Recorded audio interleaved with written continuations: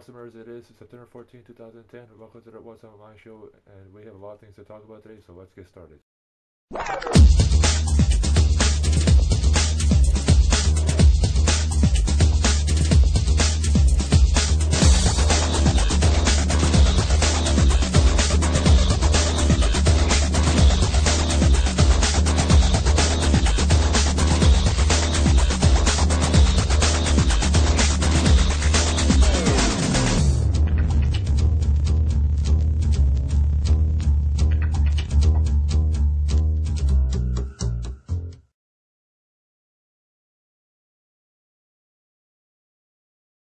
Now, the first thing I want to talk about is the HST tax. Now, if you remember, recently the HST tax was passed down in BC and entire Canada, and now, after at least a year or so, the HST tax it could be out of commission permanently. What's going to be happening is soon after the end of September, there's going to be a voting process. And the Premier of BC, Gordon Campbell, is has stated that he is going to destroy the HST tax only if by law 50% of the voters say they want it removed, and if they do want it removed, then it will be removed.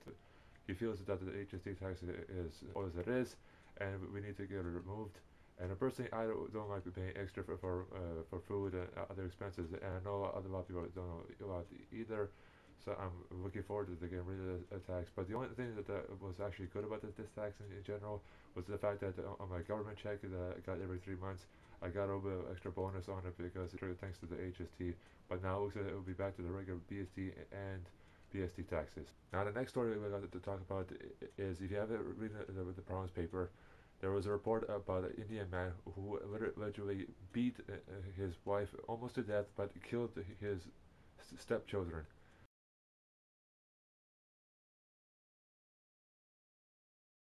Now, nobody knows why he did this, and nobody knows was this guy on drugs or any type of some kind of weird medication. Basically, he married his wife over here, right here in Surrey. Him, she felt that he was a good person, and this is her third husband.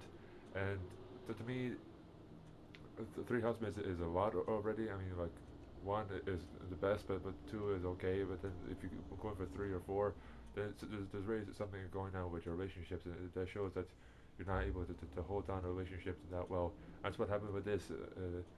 The husband, the step husband, if you want to call it, he was not working well with the stepwife, and they had an argument, and he basically snapped one day, grabbed the gun, and said, "I'm sorry, I have to do this," and ran up to his stepkids' rooms, shot them both to death, and then tried to slice his wife's head off with a knife, and then she fought him off, and she made it out in time, and she ended up in the hospital on painkillers, and she survived, but she is confused at how she was able to survive in the first place. But and now it looks like the judge is going to sentence this man to life in prison, and also to be have no parole whatsoever.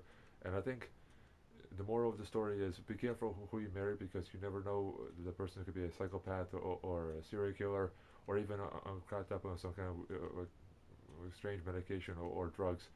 And you have to really watch out, because with this woman paid the ultimate price, now her whole world has turned upside down.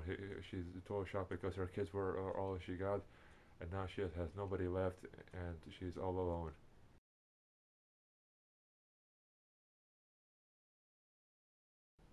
Now, the last story I have to talk about today is, remember how we were talking about homeless people? Well, I have another story to tell you about homeless people, and this is just makes me upset, because homeless people keep getting shafted, and again, no respect at all whatsoever. So eventually there'll be have nothing left, and this is really stupid. It says here that Unity storage system for the homeless near East Hazen and Main Street is being threatened with closure because of lack of funds.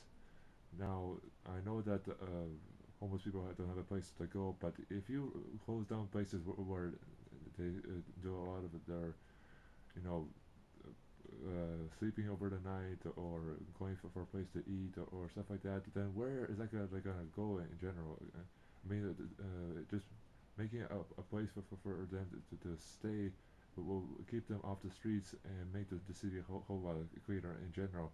But if you shut down a place that has multiple homeless people, then you're gonna be making the city a lot more dangerous in a homeless situation than it already is.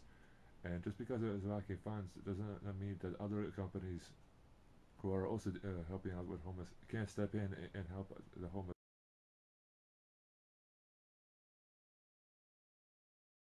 So I want to leave you at the end of the show with a question for today. Do you think that the HST tax should be banned, or should it stay? And if it should, why? And leave your answers in the comments below or in the video response. Until next time, this is AirPod 15, and I am out of here.